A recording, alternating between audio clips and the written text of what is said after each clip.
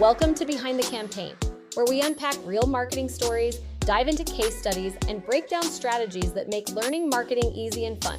Get ready to uncover the secrets behind successful campaigns and discover how you can apply them to your own brand. Let's dive in.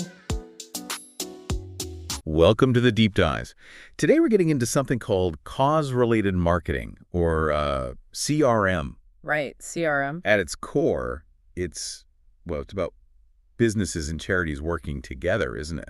For mutual benefit. Exactly. They're not just selling a product or service. They link that commercial activity to a social issue or cause. So it helps the charity, obviously, but also the business's bottom line and maybe its image. Precisely. It's often framed as this win-win-win situation. Good for the company, good for the cause. And good for the consumer, who feels like they're contributing somehow through their purchase. That's the idea. And, if you're listening and want to get a solid handle on this marketing approach quickly without wading through tons of academic stuff, this is for you. We're pulling out the key takeaways. Yeah, a proper deep dive.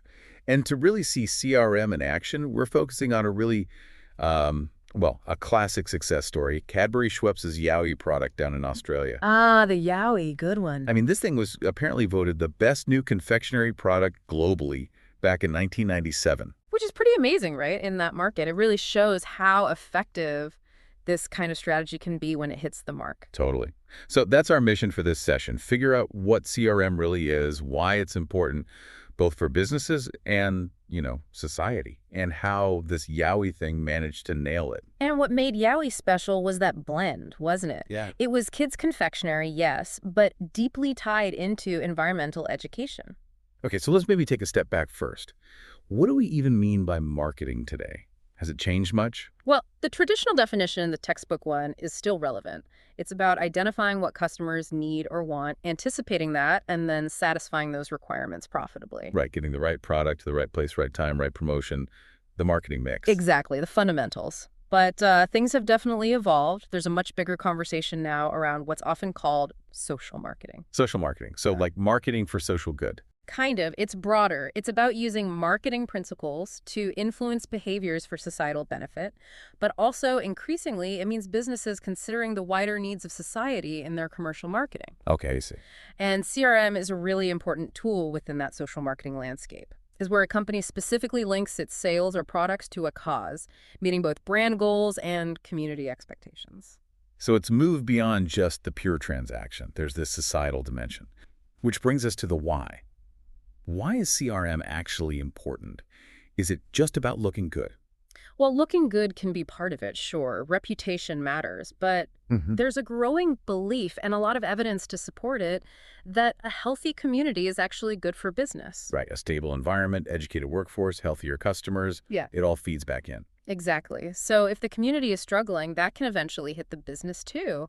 Therefore, you can argue businesses have maybe not just a responsibility, but a vested interest in contributing positively. Okay, that makes business sense. But how is this different from, say, a company just writing a check to a charity? Pure philanthropy. That's a really key difference. Corporate donations are great, needed, absolutely. But CRM is, it's more integrated into the business operations. So. It's not just giving money away quietly. It involves actively marketing the partnership. The product or service itself becomes a vehicle for supporting the cause and raising awareness. It's a visible, mutually beneficial relationship. Gotcha. And Cadbury Schweppes, they weren't exactly newcomers to this community stuff, were they? No, not at all. They had a track record. They'd worked with organizations like Save the Children before, and actually Sir Dominic Cadbury himself was a big proponent of CRM. He was heavily involved in the Business in the Community campaign in the UK, really pushing this idea. Ah, interesting. So they had some history there.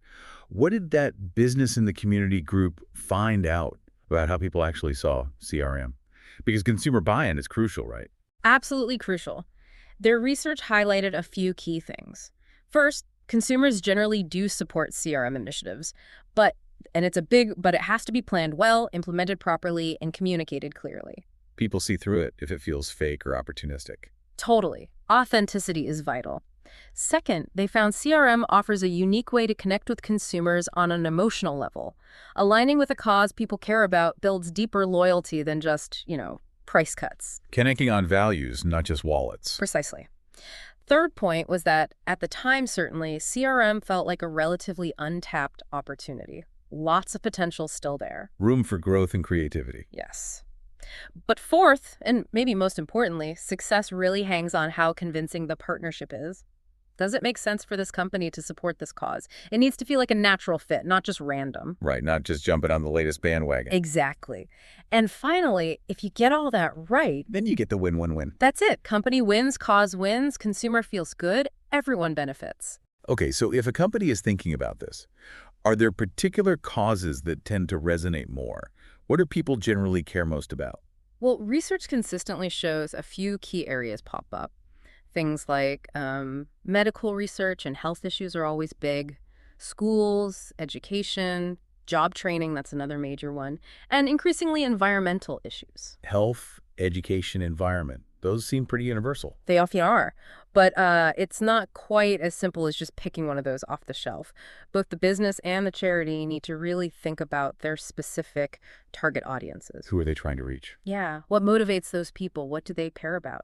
The partnership and the campaign itself needs to genuinely connect with those specific interests. It's about alignment. Finding the right fit for your specific brand and customers, not just a popular cause in general. Exactly. And you have to remember, the way people think about products is changing too, isn't it? How do you mean? Consumers, especially maybe younger generations, are looking at the whole picture now. Not just, is this a good product, but what's the impact of this product and the company behind it? Like environmental impact, ethical sourcing. All of that. So companies that are genuinely seen as environmentally conscious or ethically sound, they can gain a real competitive edge. People are willing to choose them, sometimes even pay a bit more. So being responsible isn't just nice to have, it can actually be a smart business strategy. Absolutely. Which brings us squarely back to Yowie. Yes. Let's get into it. Launched in Australia in 1997. You said it was huge. It was phenomenal. I mean, 31 million units sold in the first year alone in Australia. Wow. What was it? Exactly. What was the core concept? Okay, so the basic product was Cadbury's Dairy Milk chocolate, but it was molded into these 6 unique, quite fun-looking characters called Yowies. Yowies. Like the mythical creature. Sort of inspired by that, yeah. But these Yowies were explicitly linked to different parts of the Australian environment. Each character represented a specific habitat or domain. Okay, so the characters were the environmental message, in a way. That's a great way to put it. It wasn't just Cadbury saying they cared about the environment. The product itself embodied different aspects of it. That integration is really clever. Can you give examples? Who are these Yowies? Sure. There was Rumble, the red gum Yowie. He was linked to plains and deserts. Diddy, the Lillipilli Yowie, represented flowers. Nap, the honeygum Yowie, was all about trees. Okay. Then Squish, the fiddlewood Yowie, for rivers. Boof, the bottlebrush Yowie, he was linked to bugs and butterflies. And finally, Craig, the mangrove Yowie, represented wetlands. So they covered a real range of Australian ecosystems. They really did. It was very thoughtfully done. But it wasn't just the chocolate shape, right? You said it was a total package. Exactly. That was key. Inside each hollow chocolate Yowie character was a little plastic capsule. Ah, like a Kinder Surprise kind of thing. Similar concept, yeah. But inside wasn't just any random toy. It was an easy-to-assemble model of a real Australian animal. Oh, cool. Like what kind of animals? Things like a sulfur-crested cockatoo, the endangered marsupial, a numbat, western swamp tortoise, yellow-faced whip snake, bandy snake, koala, dingo, platypus, green tree frog. Loads of them. Well, actual native wildlife. And they were designed to be pretty accurate little replicas.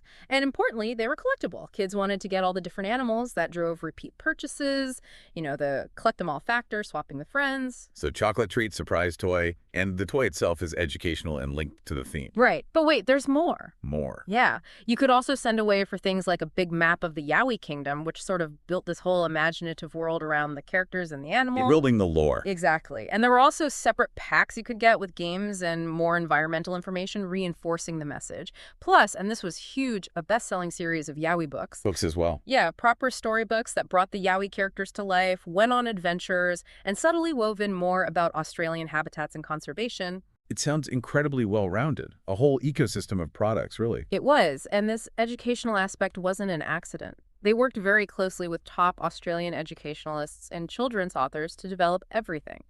The aim was explicit: Combine fun with a genuine, strong environmental message about protecting Australia's natural heritage.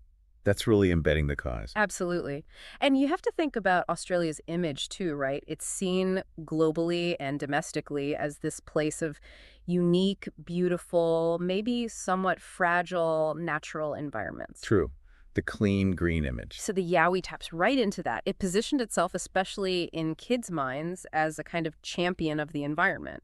It aligned with a sense of national identity and responsibility. Okay, so we see the appeal in the educational side. Sure. How did this fit Cadbury's business goals? What was in it for them beyond just selling chocolate? Well, it was a massive piece of innovation for them. Cadbury Dairy Milk is a huge, iconic brand, but this added something completely new and exciting to it. It added significant value. A way to refresh and build on a core brand. Exactly. The stated goal was clear.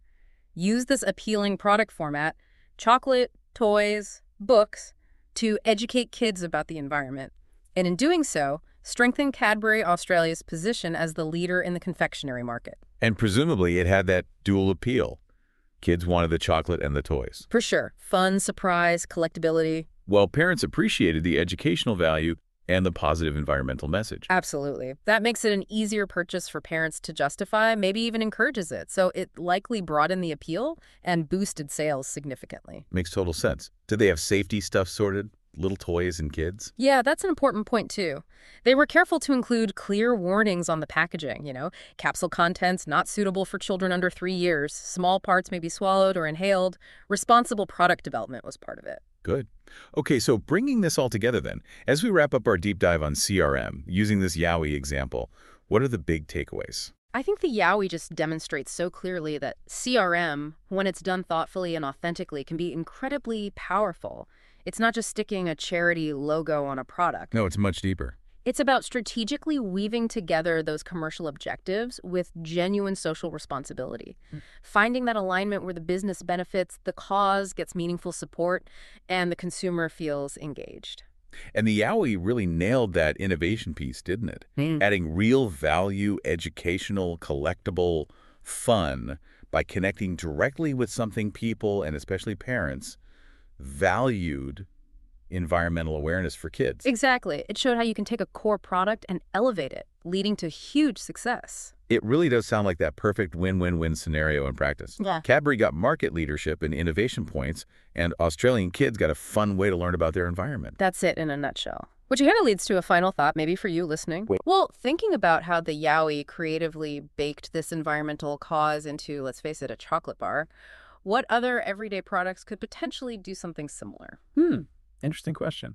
Where are the opportunities to integrate education or support for causes into things we buy or use regularly, but in a way that feels natural and engaging, not, preachy or like forced marketing? Yeah, finding that authentic integration. Exactly. What are those potential untapped opportunities for CRM in areas you care about? Where could a clever partnership make a real difference and make you feel better about a purchase? Definitely something to chew on. Lots of potential out there, perhaps. Thanks for tuning in to Behind the Campaign. We hope you enjoyed this story and took away some valuable marketing insights. Don't forget to subscribe, leave a review, and share this with a fellow marketer. Until next time.